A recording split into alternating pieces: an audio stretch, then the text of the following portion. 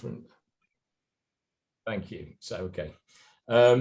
So yes, shouting. Anything else, anybody? Marcus put jealousy. It's an interesting one. Yeah, absolutely. And there are things like professional pride, you know, manipulation, and all these sort of things that all contribute to workplace hostility. It was quite interesting. We did post a quick poll on the thread. We didn't get too many responses, that's fine. But of the responses we did get, that 75% said they'd seen significant hostility in the workplace. And 25%, I think there were only 4 votes at the end of the day, but it just gives you a slight indicator of the balance. Because I think anecdotally, in my experience and speaking to people, that most people have, you know, witnessed some sort of hostility in the workplace. I know, Deb, you've seen some of that firsthand as well. I think you had a specific example from your career, your early career, if I remember as well, Deb. Well, from quite an early age, actually, I experienced hostility. It was in my first hotel management position, where I was sent probably for that reason, where I had a knife thrown at me by a head chef. And there was you know, quite a lot of hostility between the kitchen and the restaurant. And, you know, if I look back, you know, I had all sorts of explanations for what was going on. But it was what it was at the time. The chef was very much in charge. There was a relationship which was very toxic between the restaurant and the kitchen. And it frankly, it affected the whole atmosphere in the hotel and the way in which it functioned, and indeed the profit at the end of it. So those were not good memories. Yeah, it's quite interesting, actually, that in my career, in my early years of career, I didn't see that much hostility. I was reflecting this on the other day. I was very much in engineering, and we got down and did things. And partly to Mark's point earlier on, there wasn't a great deal of politics in the organizations then. And I found it a lot easier. From my experience, and I'll go through some examples later on, most of it is becoming my more recent career, believe it or not, in consulting. We're actually not actually in, I can see Ursula nodding there as well, partly because of the politics, and partly because of the needs to get on and stuff. Those sorts of drivers, you know, can cause all sorts of hostilities in the workplace. So I just noticed there's somebody else in the waiting room, so I'm just going to let them in. So let's scroll down to the next slide. Okay, so this is just based on our experience. So, and this is not an exhaustive list. These are some of the behaviors that I've certainly witnessed. And I know, speaking to Deb, she's witnessed some of these behaviors, and I'm sure you have too in the workplace. And I'll just scroll through them all. And what we're going to do is we're going to pick up a few more there. So, Deb, go and share some of your experiences, if you don't mind. I'll share some. Yeah. Well, I'd like to look at leaders never apologizing, because I think this can be quite difficult for our leaders to be seen in the light where they think they're being viewed as someone who's made a mistake or who is wrong in some way. And I think for a lot of leaders, it's very difficult to say, I'm sorry, I misjudged something, I misinterpreted that, or, you know, something similar. And, you know, to be able to apologize and admit that, you know, they made a decision that perhaps wasn't the best judgment behind that decision. But leaders are there to make decisions. And if they've made a decision that wasn't right, and they need to apologize, then that's, you know, that is something that needs to happen, but it doesn't always. So, you know, I think that was worth putting in, because where a decision is being made, it's because the leader is doing what he's supposed to do, and it doesn't necessarily need to be a mistake. It is a decision that he made. Mm-hmm. Good point, Deb. So you've got a couple of other ones, I think, as well. Yeah, factionalism and cliques. I think this is a typical behavior in a toxic environment where, you know, what I've seen is in finance, for instance, HR being isolated, being put on the 7th floor in a very large high-story building, where there is a fear of actually entering the department. We've got the accounts departments who often isolate themselves. And then you have cultures within a large organization that become cliques. And I think that's something that that does develop in organizations. I've certainly seen it when I've gone into companies, seen cliques develop, and fear of going into certain departments. Yeah, it's interesting what you say about factionalism and cliques, because I can see a couple of people nodding. I mean, there's the departmental thing you described, but I know I've seen it when people come late into teams and cliques have already formed. At one level, a clique can, at the start, at its genesis, can be quite powerful because it forms a bond, right, between team members. But that's when you have to consider the people outside, particularly as teams are always evolving. And I can see Ursula nodding greatly here, is that, and we see this all the time in consulting, is that teams naturally evolve. And it's so important to be self-aware, which is, a coaching technique we all practice, and recognize the people that join and think about those people. Ursula, if I don't mind you bringing you in on this, because I know you've got a lot of it, I don't want to embarrass you, bring you in, but you've got a lot of experience, but things like onboarding can be a big factor, can't they, as well? Absolutely. Making sure that new people on your team feel welcome and part of the team. I also think I agree with the inconsistent HR policy. I think that's a big one. And, I've seen where certain people get treated differently in the same situation than other people. And I agree with the never apologizing. That's a big one. Yeah, I mean, I'm going to cover some of the more less obvious ones, but I've also seen inconsistent H policy with approach to discipline at the moment, and we're seeing a lot of that in politics in the UK at the moment, which I'm not going to go into the UK political system at the moment. I can see Mark nodding at the moment. Oh, I wish I could. Yeah, one of your hot buttons. It relates to politics and stuff, but these are all things about leadership consistency is so important, and that in itself can create a subliminal, clique. It can create subliminal hostility. The other ones I was going to pick out, a lot of them are sort of slightly interconnected, but they're top left, and I've seen it. So, poor adherence to standard practices, letting things go, right, around discipline, because people don't, I've got a situation with my son at the moment. I won't go into the details, but he's doing a year out, and his particular boss is totally inconsistent, and he's letting other people get away with things. And that's the other thing. I've seen this also in consulting, is when people get away with things, everybody knows. It's not as though you can hide it. That's a really big issue. I can see Liz smiling there as well. Another one, which is probably a bit odd, and I've seen it on a job that was done when I was doing interim leadership work a few years back. There was very little communication in writing. That's a great way of controlling people. And a lot of these things is done to control. I can see people nodding as well.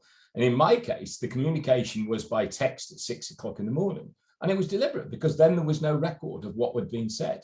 So all your time is the leader, right, or the departmental manager is putting the onus right back onto the employee to not just make all the decisions, but do the work. And they're basically, to me, that shows a lack of accountability as well in that area. And again, I can see a lot of people nodding. Things like lack of clarity on work schedules and, extensive hours is another one. That's a big topic at the moment. And, in the book list later on, which we're going to share the slide, there's a great book by a guy called John Ronson called The Psychopath Test. I don't know if you've ever read it, but if you have, please do. And it's all about influence and control. And that in itself creates hostility. I guess the last one I just want to make is, and I saw this firsthand again a few years ago, high value for compliance with leadership instructions at all costs. Now that may sound a bit counterintuitive because you sit there and think, well, at the end of the day, everybody should comply. We have a set of rules. What I'm talking about here is leadership instructions, right, that may sit inside or sit outside of the company manual or the agreed set of procedures. So in other words, it's like, do what I say or else, right? So before we move on from this slide, has anybody else got any other thoughts or reflections on what we've seen? And again, general question to everybody, what you see out there, does that make sense to you? For me, I think one of the big ones that I've seen is where when you have a toxic environment, you're not going to see people really participating in surveys. Quite often there won't be surveys, but right at the beginning, people will be very hesitant to actually say anything. You will make sure, before you send an email, you read it 5 times before you actually send it to make sure that it's not going to set somebody off or be misinterpreted or misunderstood. You just become, it slows down productivity, I think, and it makes everybody nervous about just being open and honest about how they're feeling. Yeah, that's a really good point, Ursula. I mean, I think there's lots of papers and stuff written by eminent psychologists. When people feel nervous, right, we're back into the fear zone rather than the value zone, and then people's performance do go down. There's very, very strong empirical and analytical evidence to say that performance does go down when people are nervous. There's a balance, isn't there? Constructive tension and pressure is a good thing. If you look at sports people, they like a bit of that pressure in order to drive them. But it's like everything else, there's a pendulum and there's a balance. And if it's too much, and if people withdraw, to your point about engagement, then that in itself is a problem. Any other reflections from anybody else before we move on to the slides? Yeah, I'd like to bring up a couple of points on praise and recognition. When I first came to France, appraisals were only just being introduced, and they'd been around, formal appraisal had been around about 10 years in the UK. But what happened then was appraisals became annual, and feedback in between appraisals became quite minimal.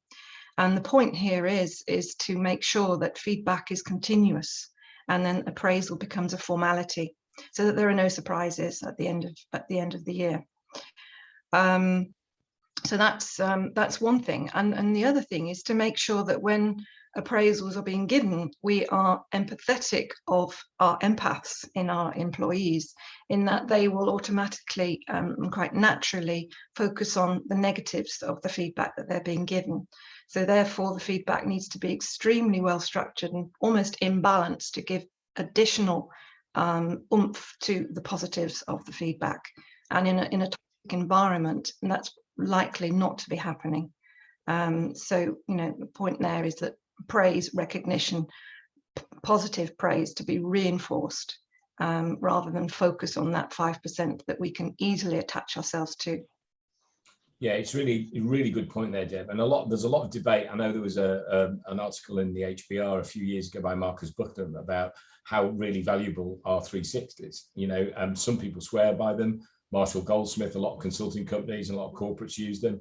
They are falling out of fashion now, partly not because they don't have some value, it's just whether they're used appropriately or not, to your point, Deb, in the feedback can be used as a weapon. And I've seen that in environments where, I'm going to give you feedback, right? I mean, that in itself is hostile. So I think what all this does is it tracks back to being self-aware, right? And self-aware means having, due regard of the environment around you and your impact on that environment. Quite often people think about self-awareness in a context of it's all about them. Well, no, actually what it is, it's all about the people around you and how you conduct yourself in those sort of team environments. Really? Mm.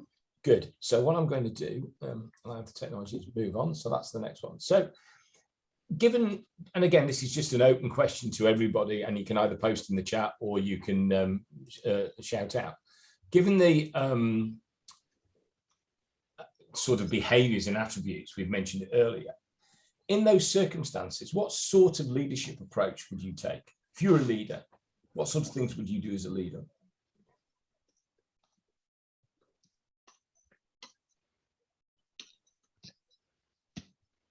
I know it's a very sort of generic, nebulous question, but yeah, go on, go ahead, Ursula, please.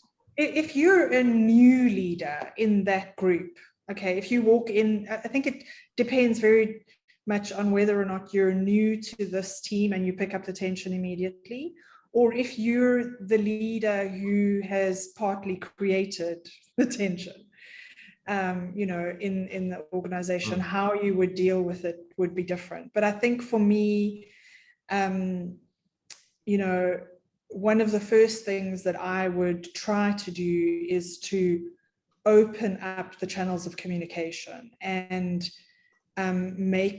try and get people to understand that they can talk about things when they need to, and that there won't be any sort of, you know, negative consequences,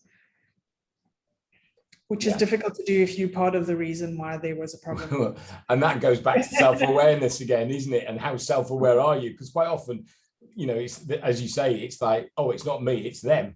And there's loads of reports, you know, I think there's a famous story, I think I read it in either the HBR or MIT Sloan, where a coach had been coaching a senior executive leader, and then the senior executive leader was supposed to be coaching his team. And then when they went in afterwards, actually the problem was the senior leader, right? Rather than the team that he was coaching, right? I see Mark's post in the chat about, solving problems as well. And that's a really good point. Mark, do you want to expand on that as well, please?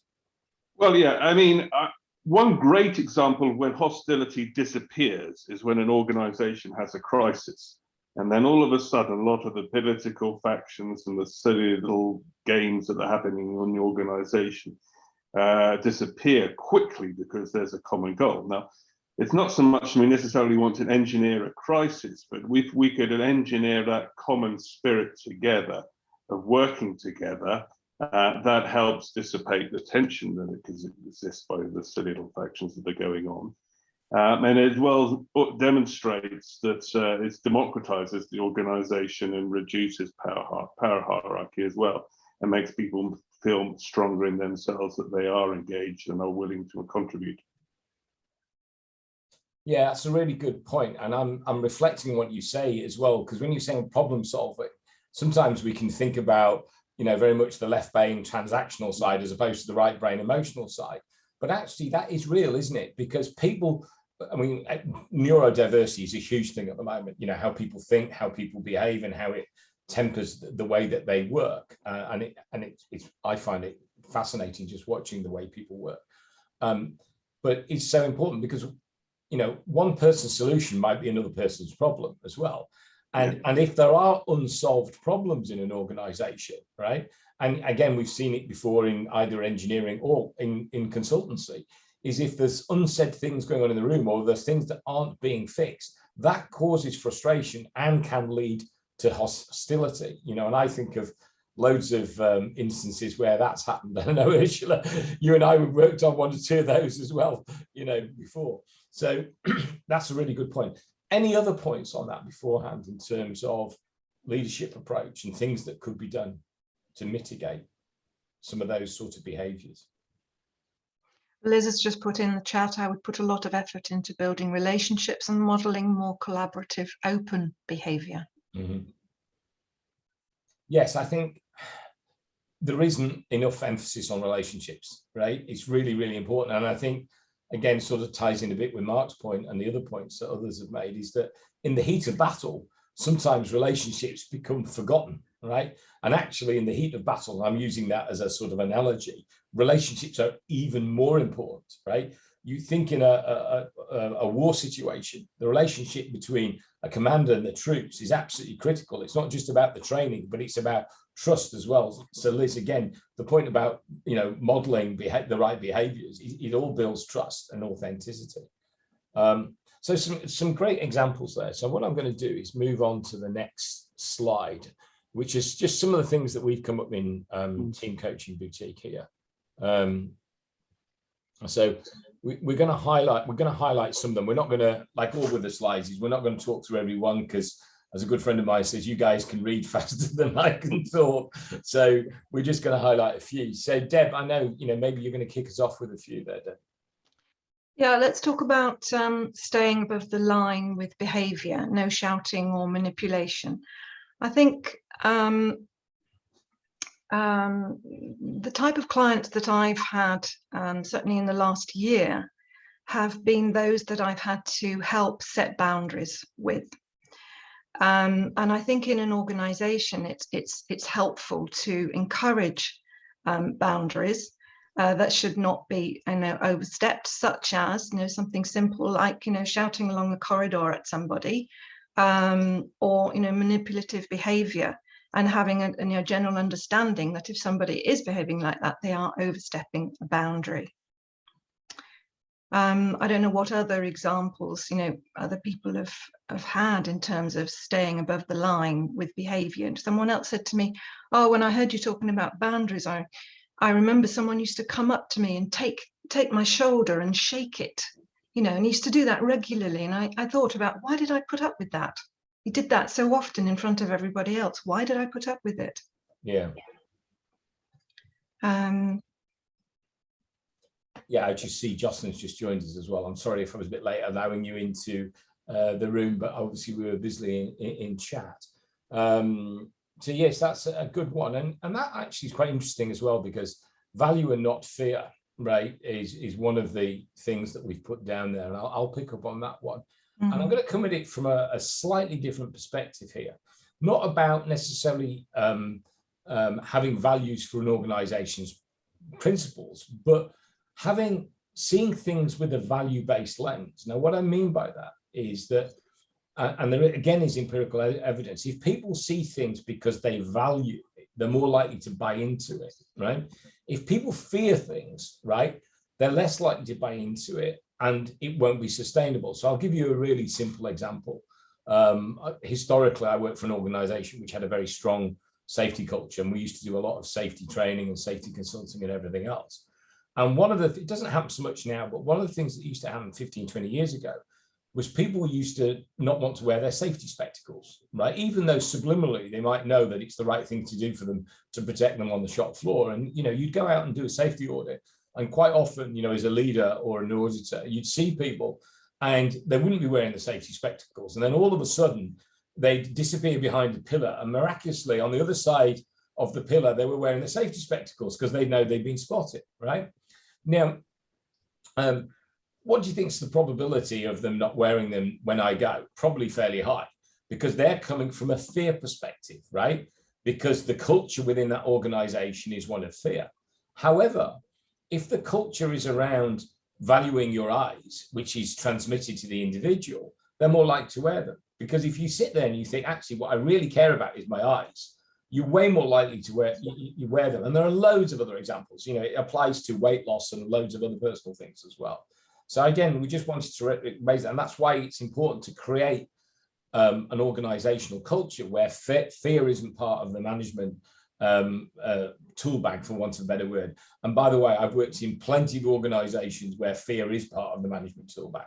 I mean, most of the time, a long time ago, fortunately, and it is changing, but I've had recent experience where things are not as good as we'd like them to think about. And in fact, I shared some stuff the other week where one instance a few years ago, I thought I'd gone back 40 years, right? And one of the dangers culturally, because of the fear culture in this organization, is that, I think we all feel that we want to be self-actualized. If you're familiar with the Maslow pyramid, we're right at the top of the pyramid. We're in control of things rather than working on the basics, which is food, water, shelter, etc. Reality is that's not always the case. And if there's a mismatch, that in itself can be a problem. So again, I'm going to bring Deb in on another one. The weeds in the helicopter. I know, Deb. Yeah.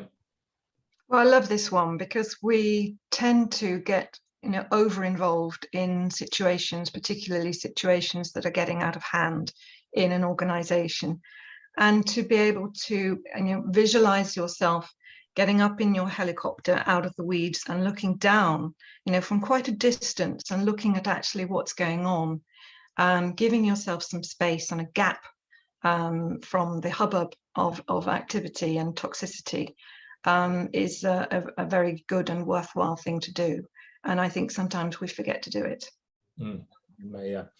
I'm going to come in with a couple of less obvious ones. So firstly, and again, this is on personal experience, is trying to behave. If you're going in to be a change leader or change that culture, right, in an organization, try to do something that's a bit different to the culture you're already in, because if you acquiesce to the culture that you're going to go into, you're not going to make any impact whatsoever.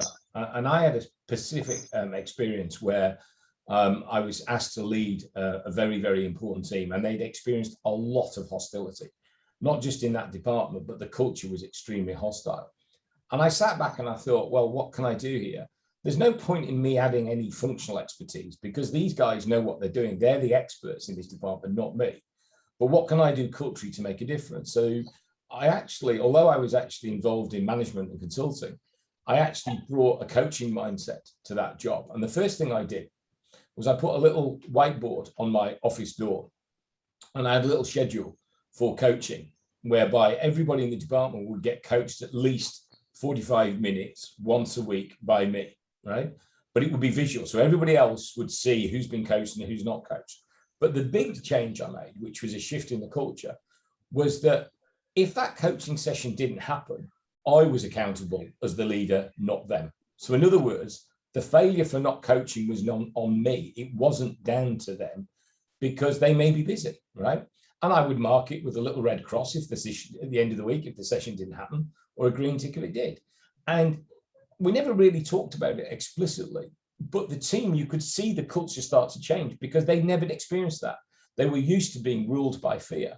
And there was a particularly high turnover rate in that organization, which was another reason why I was in there as well, because they were losing people. Some people had been fired, arguably wrongly, and somebody had walked out of the door. Right? I remember actually having a very difficult conversation with the HR director after they'd done one of these, and to your point, Ursula, about not being engaged in feedback surveys and responses.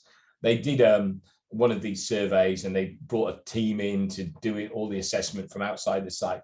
My view was it was particularly inauthentic and trite, so much so that one of my staff members walked out of the meeting in a focus group because he said, I think this is a whitewash. And I remember the HR, obviously I'm not going to mention any names, but I remember the HR director in the meeting glibly saying, well, we're not really that worried about attrition in this organization because our attrition rate is currently, 9%. And the Chartered Institute of Personnel Directors is saying, well, actually the standard attrition rate is 11%. Now, I didn't challenge her in the meeting because it wouldn't have been appropriate with those senior leaders. But what I did do was I caught her in the corridor afterwards and I said, Joe, you and I both know that that's rubbish. I probably used a stronger word than that, but not on this call. And I actually said, if you look at the attrition rate of graduates that are coming into this organization, right, it's 40% in less than 2 years. And if you look at the attrition rate in my department, it's 40%. And the reason why the normal, and this is why data is so important as well, and HR processes, the reason why the data was showing 9% was because there was a whole huge cohort of employees who were coming up to retirement, and they obviously didn't want to rock the boat because they wanted to pick up the pension, but that was, ignored. So before I cover the final one in this section, any other thoughts or reflections from anybody? Because we've had quite a rich discussion. Anybody would like to add anything on that? Well, John, I was surprised strategy, not transaction, is not higher, I would just propose. Because, if you don't know where you're going, then everyone makes up their own view of where they're going. And then you're going to have different directions and different understanding of what's meant to be right. And so for me, though, I would just say that's even higher than maybe there on the chart. That was just a reflection. Yeah, so there is no actual hierarchy. That's purely random, Mark. But yeah, you're absolutely right. I'm glad you picked that out. And I was going to pull out the blue ones, but you're right. And again, it's a bit of an odd one, isn't it? People sit there thinking, well, why strategy and transaction? What's that related to hostility? Well, it's all linked with if people don't see the vision, as you say, and they don't understand the vision, don't buy into it, is you're creating hostility because you're basically saying, I know information, but you know what I mean, I'm not going to share with you, right? And the best organizations, the Japanese organizations historically and the lean organizations are ones where everything is communicated as low down the organization as possible. And I know that's your very much area. I know you mentioned comp plans earlier on, about communication and some of the change management work you've done, Ursula, but that's absolutely right. So that's a great point there, Mark. I guess the final one I just wanted to mention is, and again, this may sound a bit counterintuitive, and this is why one of the reasons why I put it up there, is compassion and gravitas, and it's possible to use both. And again, I've had experience of this. It may sound as though those things are a bit mutually exclusive, and this is why context is so important. They're not. It is possible to be compassionate as a leader, but also lead with a level of discipline and gravitas and everything else. And it ties into confident humility. I know, Deb, you were going to say something as well about confident humility, and you've got a few examples. But does that make sense to everybody? All right. Sometimes people have this perception that you can't be a leader, or if you're too empathetic, you're a soft leader, let's say, right? You're not acting with gravitas, but that's not true. You can act with gravitas, right? And you can also show compassion. Does that make sense? Deb, I know you earlier on when we talked, you wanted to mention a couple of things. Yes, I thought I would bounce around this word humility a little bit and get some understanding of what it means. Maybe we could put that in the chat. What do we understand by this word humility? If we're demonstrating humility, what does it look like? Pop it in the chat.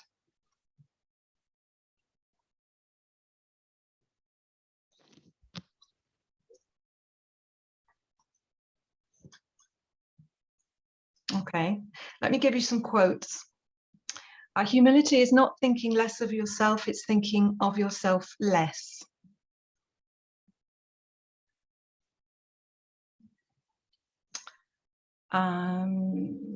Pride makes us artificial and humility makes us real. Yeah. So Rixie has put, humility means that you're always open to learning. Pete says, love the idea of saying sorry or apologizing as a leader. I don't think that, okay, so that's, we'll come back to that one later. Demonstrating a desire to understand others more so than yourself. Here's a principle we learnt, John and I, we both learnt this one very early in our coaching, in our training. I teach what I most need to learn. That's my absolute favorite principle. I teach what I most need to learn. Yeah. And then finally, John, I've got, never look down on anybody unless you're helping them up. Yeah, no, absolutely. There's some great quotes there, and they really sort of ram home. I saw Peter's one earlier on. It was quite long in the thread, so it's been difficult for me to scroll through the thread, Peter. But I think people can see that. I think again that the thing that ties all this together, and again, I don't want to keep repeating, is self-awareness, right? If you think about all those quotes on confident humility, the more self-aware you are as an individual, right, the more likely you are to have those sorts of behaviors, right? And I think as a leader, that's really, really important, right? Plenty of people talk about the differences between leadership and management, which are well understood now. Leaders is about, leadership is about bringing people with you and supporting the people. I mean, one of the other things that we talk about in coaching, of course, is support and challenge, right? It's not all about support and doing all the nice things. You've got to challenge, otherwise you're not going to push people's boundaries as well. And that's the same as a leader. You think about it, and I'm going to show something on the next slide as well, actually, so I won't just steal the thunder of that one. And in the next slide, what we're going to do is we're going to leave this one up for a bit. We're not going to talk, and I want people, there's quite a bit of information there, but I want people to sort of reflect and see how that relates to themselves or work environments that they've been in themselves and stuff. And then, after a bit of time, we'll have a chat and let you and a bit of debate. So I'm going to leave that up there. I think one thing I will say before we discuss the topic per se is that change agents do fall into the category of highly effective people. Coaches can be change agents. We can talk about change leaders, right? But the one thing that's really important in working in these sort of environments when you're having change or you want to shift a hostile culture is what they call psychological safety. Now, some of you may be aware of this concept, and that's creating psychological safety, making sure creating a safe space, making sure everybody in that area we're working with, or that sphere, feels safe to do what they think that they need to do. And I've put a reference in there by a lady called Laura Delazona, who wrote a paper, and it's in the Harvard Business Review, which you can find online, which is quite interesting too. So we're just gonna go silent for a bit, Deb and I, and we're just, if that's okay, I'm just gonna let you read these attributes in the bubble, and then we'll have a bit of a discussion if that's all right.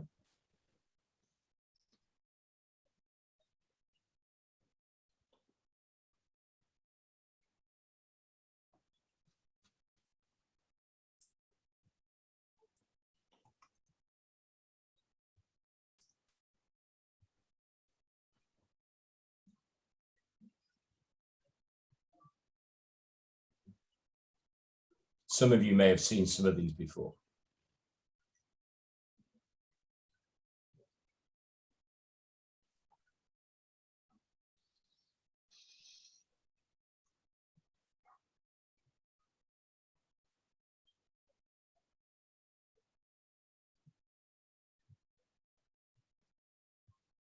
It's quite amazing. I've shown this slide before in other groups, and it's amazing how quiet it goes when I show this slide. It's one of the reasons why I've left it up there.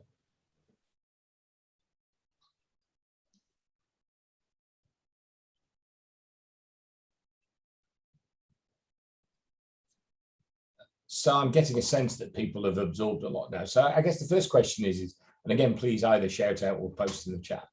Do people see anything familiar in these attributes? A lot. A lot. Yeah. Anybody else? I know some of you are on mute at the moment and stuff, but please post in the chat. I'll tell you a little story when we've had a chance to discuss this. This is a true story about my daughter. So what we'll do then is, while you're absorbing, is that we'll pick a few of them out. So again, Deb, do you want to pick out just one or two? I know you the one you particularly like was the one you will truly only be yourself when you get to know yourself, but maybe you could throw a bit of context onto that one.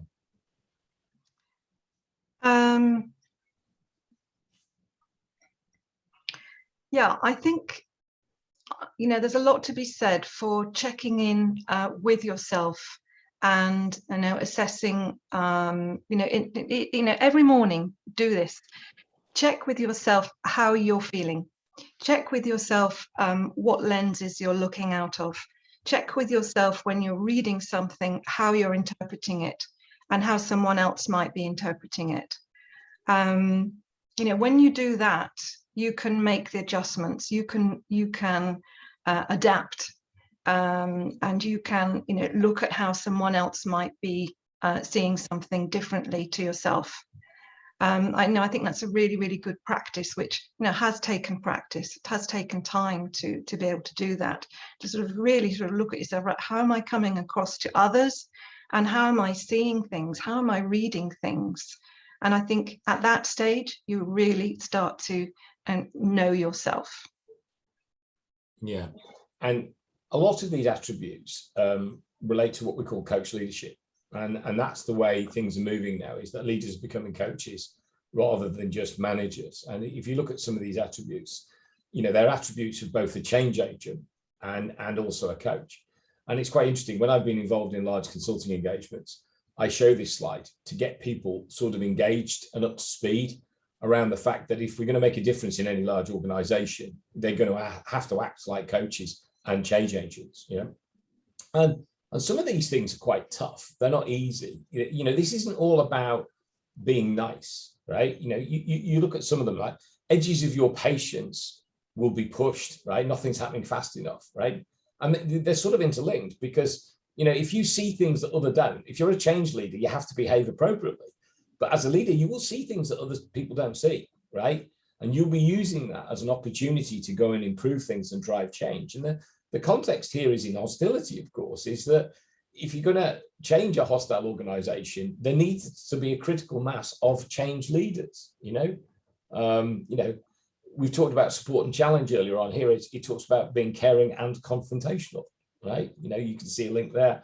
I can see a lot of people nodding, And one thing that really resonates with me particularly is, and again, as a change leader, and I think back to the situation where I tried to institute a coaching culture in that fairly hostile organization, is you'll feel yourself being marginal and alone, right? And it's quite interesting, and I can see Liz nodding here as well, is that when people, you know, they've interviewed a number of CEOs, various research houses, you know, McKinsey, you know, all the big consultancies and HBR and stuff, is the further you go up an organization, the more alone you become, right? For numerous reasons, right? You know, you have the accountability that comes with leadership, but you also have things that you can't necessarily share, right? And that in itself creates a stress. And that goes back to Deb's point earlier on about checking in with yourself, you know, to be effective, etc.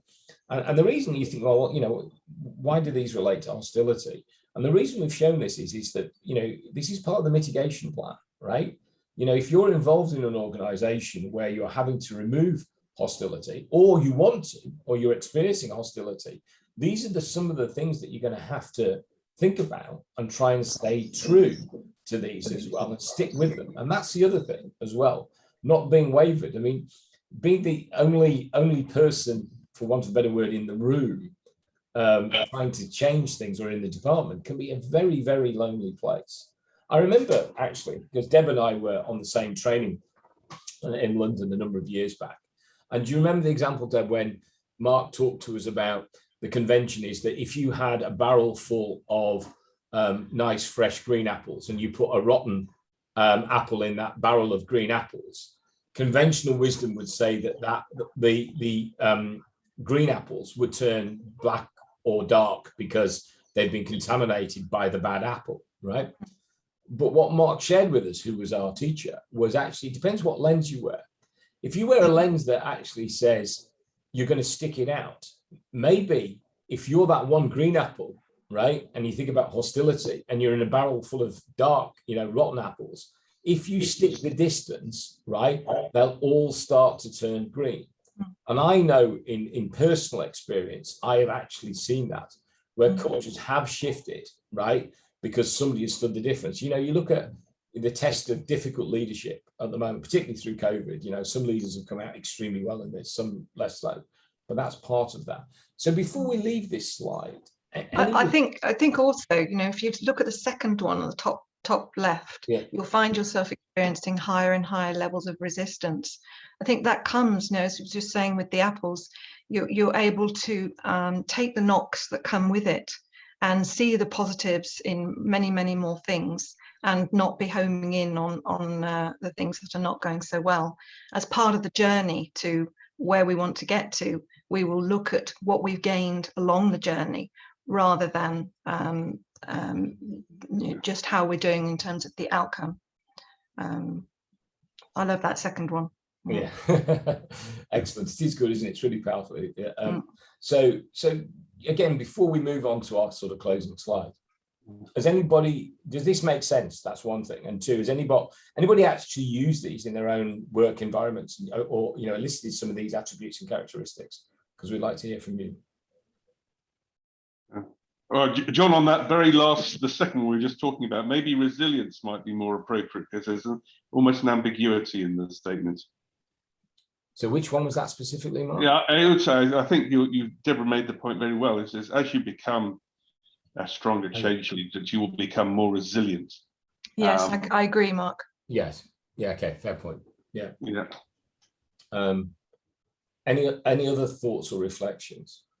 Yeah, for me, I think what really resonated to me when I was, you know, trying to reflect on what I'm seeing on the slides is that, you know, to be a true change agent, it means that it doesn't guarantee that it all has to be, you know, all good stuff.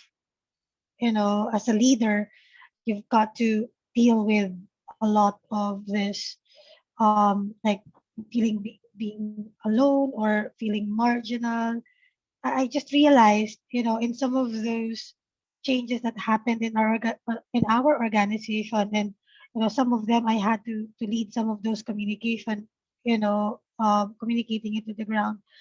I can very much relate to this, you know, slide.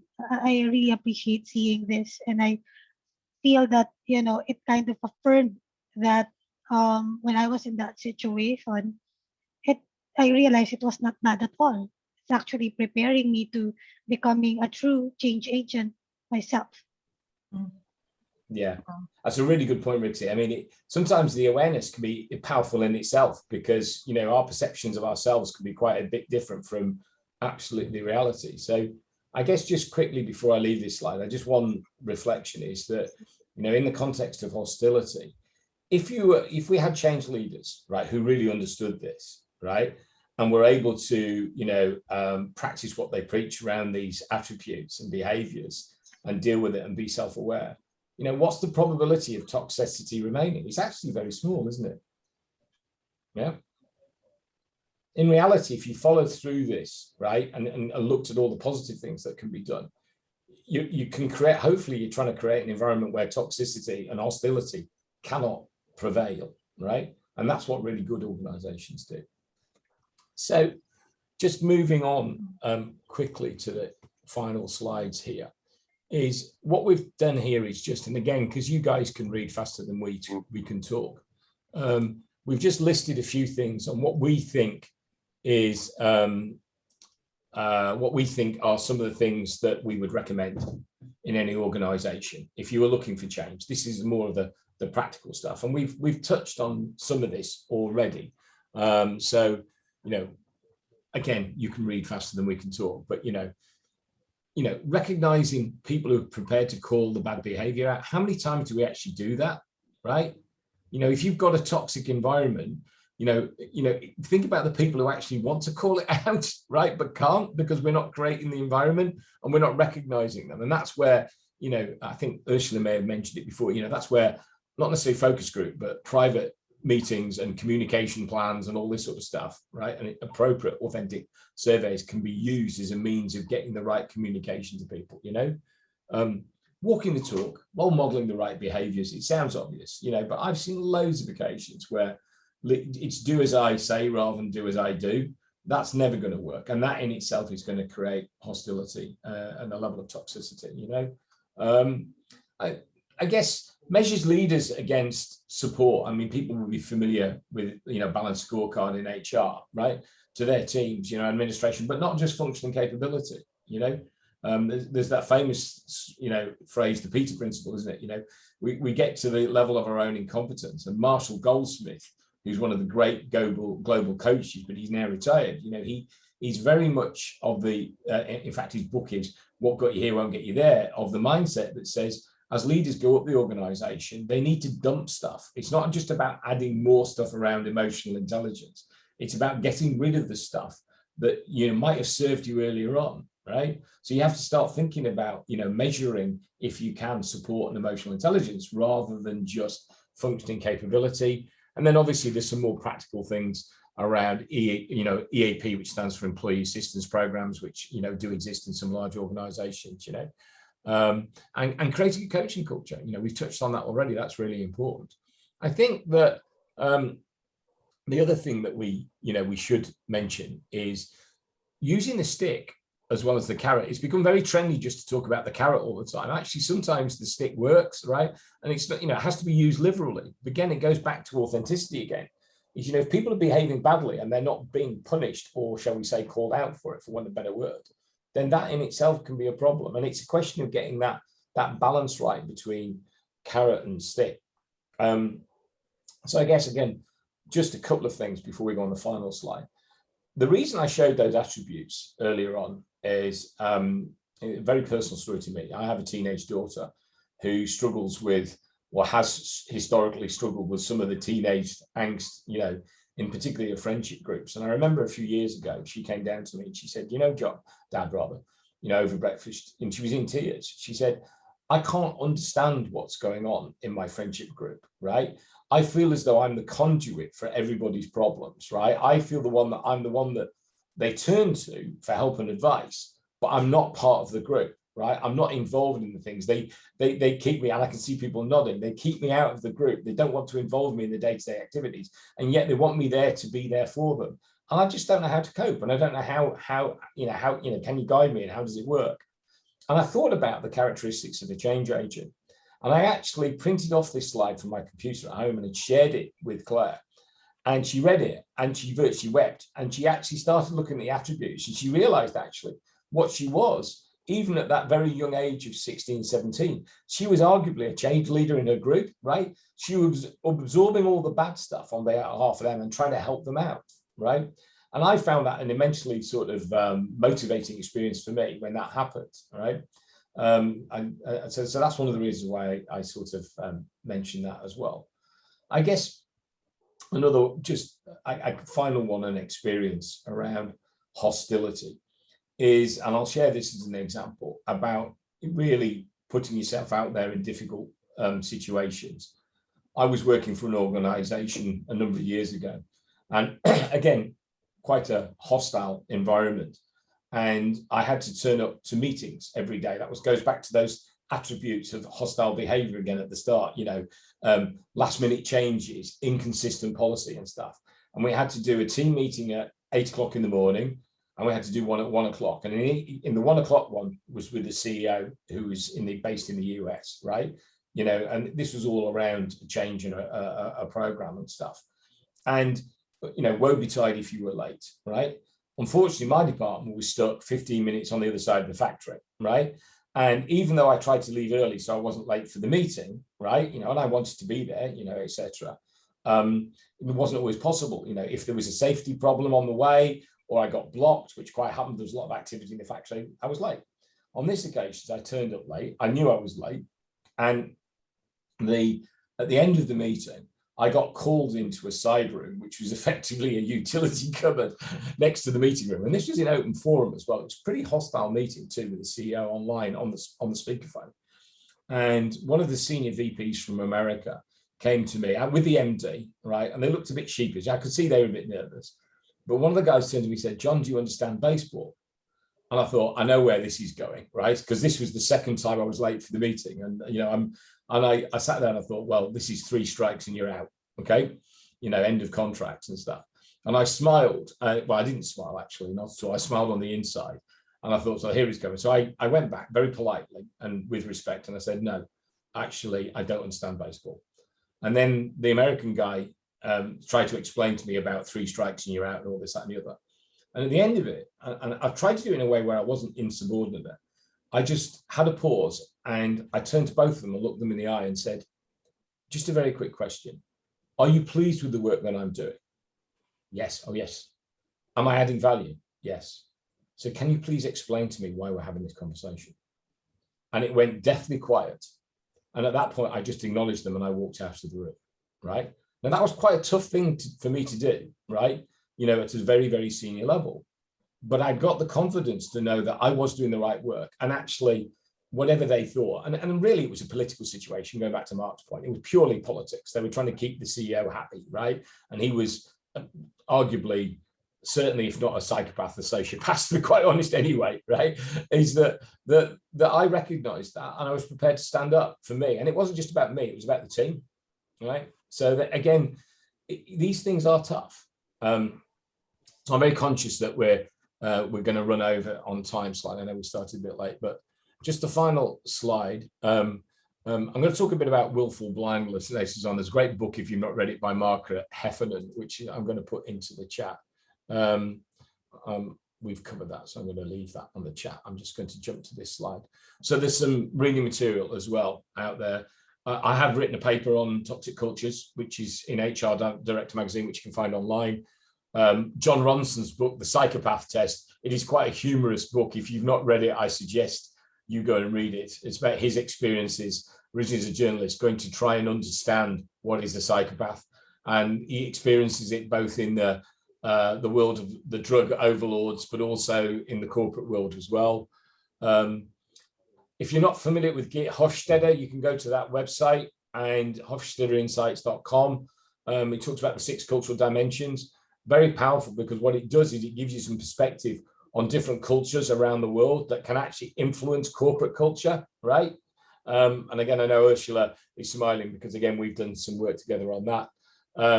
Margaret Heffernan, his book, I'm just in the middle of reading at the moment, a very clever lady. She's written another book called Uncharted, but some great examples of what they call cognitive dissonance. And that's whereby is we willfully choose to be blind and see or not to acknowledge things that are obvious. And if you think what's happened to a certain extent in some of the corporate world with the corporate collapses, some of the toxic environments and some of the problems we've had through COVID, that has also shown itself. So really good. And again, for people who don't know, I've written a book as well on cultural transformation. So if you're interested, obviously this is not a sales exercise, but if you're interested, by all means, go and please buy it.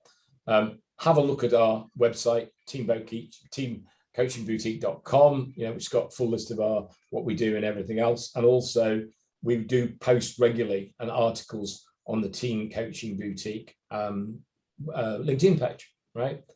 So that's really where we are. I'm conscious of that. Any thoughts and reflections or questions before we finish? I know it was possibly a bit rushed at the end, but. I'd just like to thank you, John, Deb. This is very insightful for me. Okay, thank you very much, Rixie. Thank you, John. Thank you, Deborah. Very rich discussion. Really enjoyed it as well. Okay. Thank you for your input, Mark. Yeah. It was lovely to see you guys, and yeah, good discussion. I think that toxic workplaces are unfortunately more the norm than we would like. Yeah, I think that's one of the points we want to get out. I think sometimes we believe there's this fluffy world out there that everything is wonderful, and it's not as wonderful as we'd like to believe it was. So again, hopefully we've added value to all of you guys today. And thanks from both Deb and me.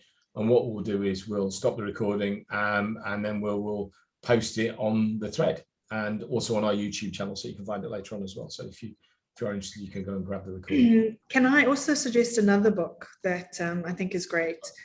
It's called Everybody Matters by Bob Chapman. He's the CEO of, or he was the CEO of Barry Waymiller, and he talks about that you should treat people that you have the privilege of leading as precious family members, and help them to grow and be confident in themselves, and then you will see amazing results. And it's a great book. I highly recommend it. Okay, yes, I shall go and add that one to the reading list. Thank you very much indeed, Ursula. And on that basis, then we'll say au revoir to everybody. And again, we will be running more of these on different topics as we go through the year too. So thank you very much. Thank you. Thank you. Thanks, everybody.